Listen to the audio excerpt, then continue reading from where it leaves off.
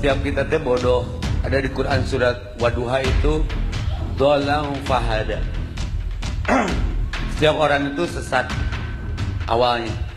Dolang fahada. Muhammad termasuk. Dados Kiai Bisri yang saya kenang adalah penulis makna gandul tafsir napa Al-Ibris. Al-Ibris itu maknane niku ad-dhahabul khalis, emas yang murni. Kula baca banyak Al-Ibris, juga baca banyak Al-Iqlil, juga baca banyak terjemahan Kemenak, juga hampir rata-rata terjemah yang ditulis kiai-kiai Indonesia. Mulai yang NO, setengah NO sampai ahli sunnah sampai setengah ahli sunnah. Niku atas nama ilmu saya baca. Ini penting untuk kepastian bahwa Quran itu milik semua. Tidak milik kelompok tertentu, tidak milik ormas tertentu. Sehingga niki kula maknani sesuai makna teks Kiai Bisri, dados kula maknani Jawa Pegon sesuai tulisan Kiai Bisri.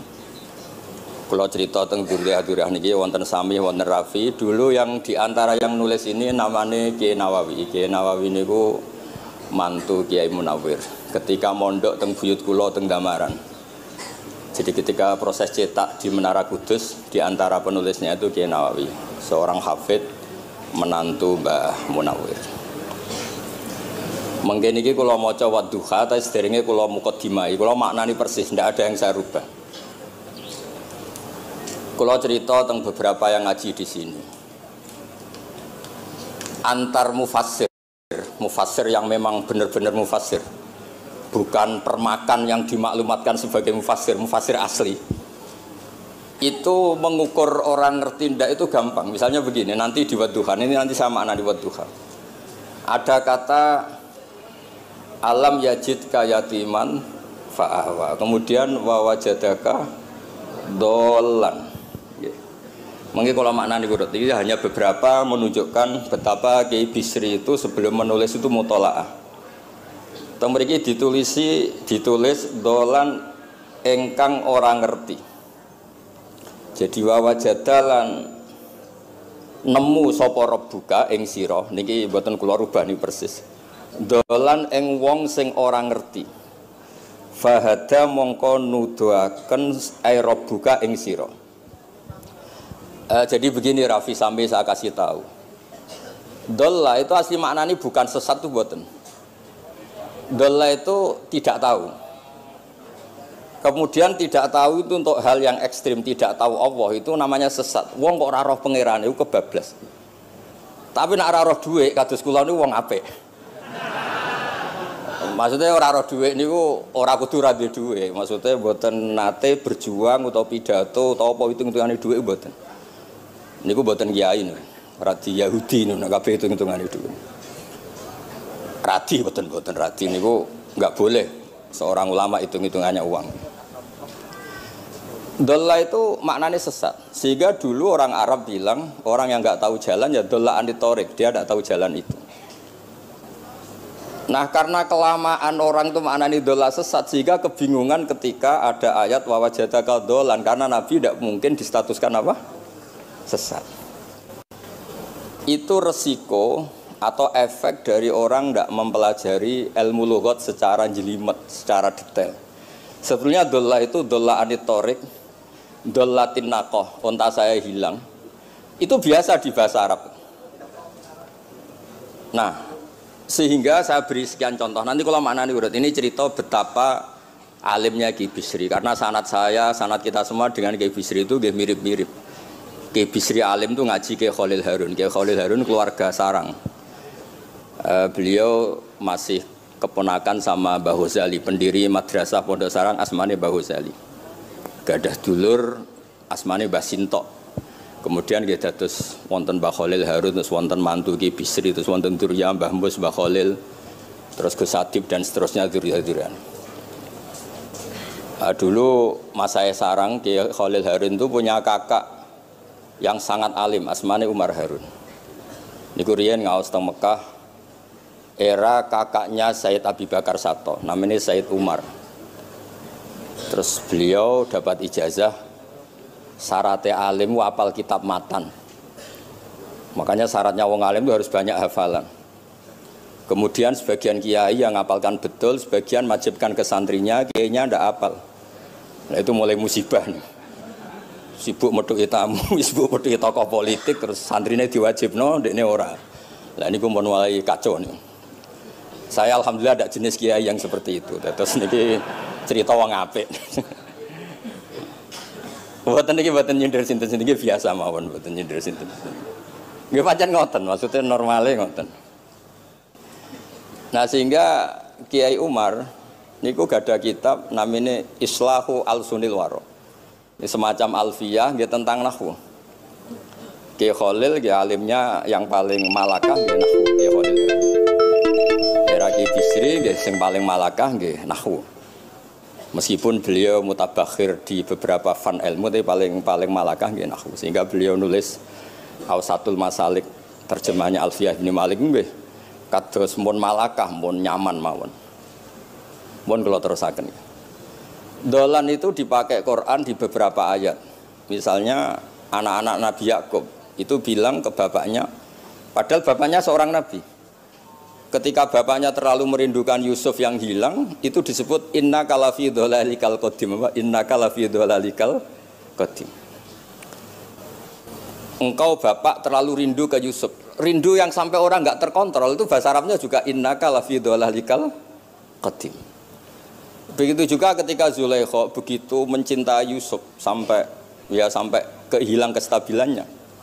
Itu orang Arab atau pengikutnya atau orang sekelilingnya bilang inna lanaroha fi dhalalim mubin. Jadi kata dolan di sini itu sepadan dengan kata-kata dolan yang digunakan untuk orang-orang baik. Tetap dibahasakan apa? Dolan, tapi bukan berarti tersesat dari petunjuk, tapi tersesat dari hal yang harusnya tahu, tapi sementara ini tidak tahu. Ya, makanya di sini Mbah Bisri maknani dolan ing ora ngerti. Terus fahada. Kalau maknani dari awal kersane barokah. Bismillahirrahmanirrahim wadduha demi waktu duha. Niki kula anut persis. Walaili demi bengi idza saja nalikane nutupi apa lail. Mawadda'a ora ninggalno ka ing sira sapa rabbuka pangeran ira wa makolan ora gedeng rabbuka.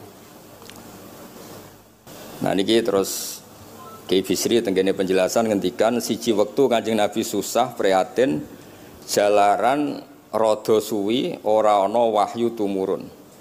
Sehingga suarane wong-wong kafir angger getake banget. Terus beliau cerita bahwa asbabun nuzul ini adalah komentar-komentar orang kafir. Kalau wahyu terlambat itu berarti Muhammad sedang ditinggalkan Tuhannya, sedang diabaikan. Terus ada maklumat dari Allah, mawaddaka rabbuka wa ma qala. Artinya begini ya. Tanpa nyindir siapapun, sebetulnya kritik atau suara di luar sana, termasuk suara orang kafir, itu ternyata sama Allah ya dijawab. Bukan karena orang kafir terus layuk ba'u biqaulih kita abaikan pendapatnya, kita biarkan enggak. Kalau perlu dijawab ya dia apa? Jawab. Toh jawaban itu kalau objektif, kalau real itu pasti itu yang didengar. Saya ulang lagi, jawaban itu kalau objektif, real itu pasti yang didengar. Karena tidak ada ceritanya hak dengan batil itu menang apa? Batil. Dalam pepatah orang-orang sufi yang ahli hakikat, lato kota lidzolam amanan nur.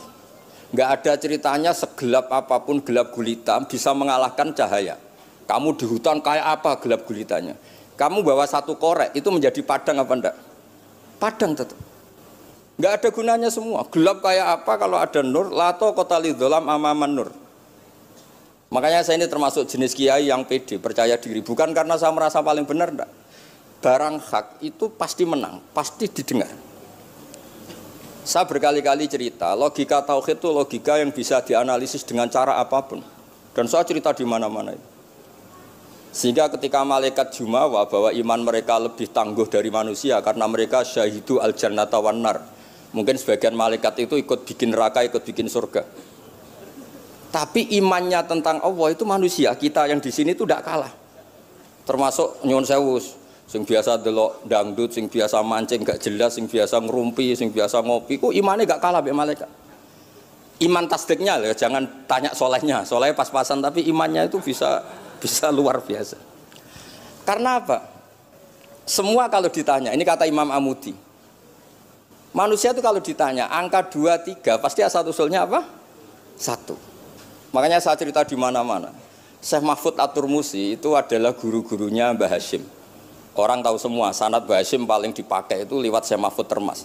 Meskipun Mbah Hashim ya pernah ngaji Mbah Soleh Darah di Semarang, tentu ngaji abahnya Mbah Asy'ari. Tapi yang paling sering dipakai itu Syekh Mahfud At-Turmusi. Beliau ini murid langsung dari yang karangi anak namanya Said Abi Bakar Satpa. Itu Syekh Mahfud At-Turmusi itu yang ngarang Nailul Ma'mul. Sarahnya Lubul Usul, karangnya Syekh Zakaria Al-Ansori. Dan dari karangan itu pula Mbah Sahal bisa ngarang Thariqatul Husul. Juga nyarai Lubul Usul. Dulu naskah itu ada di Kiai Mansur abahnya Lek Qayyum itu. Karena Kiai Mansur bin Khalil, Kiai Khalil termasuk katemnya Syekh Mahfud apa? At-Turmusi. Mboten sing NU ben ngerti cerita NU dari segi keulamaan. Ben ora men krungu cerita yang lain, cerita sing dari segi keulamaan. Sehingga Imam Amudi terus cerita. Beliau ketika wafat itu muridnya itu janggal itu ragu. Guru saya masuk surga ndak karena hidup-hidupnya itu ngajar matematika. Mboten ngajar hizib, ya ora ngajar istighosah, ngajar napa? Matematika. Tapi di luar dugaan di alam kasyaf, alam roh itu Allah ngintikan gini. Ya Amudi. Terus didudukkan di kursi terhormat. Kamu ngajari malaikat saya tentang tauhid. Mereka ngira kalau tauhid manusia itu kalah dengan malaikat. Imam Amudi ngajar. Istadilla ala wahdaniyati bi hadrati malaikati. Sama siapa teksnya? Istadilla bi wahdaniyati bi hadr ala wahdaniyati bi hadrati malaikati. Tunjukkan logika tauhid di depan para malaikatku. Malaikat mendengarin semua karena mereka enggak ngira ada logika yang menjadikan orang begitu yakin bahwa Allah itu Al-Wahidul Ahadus Somad. Allah itu Esa. Imam Wahidi dengan gampangnya ngomong, Imam Amudi itu.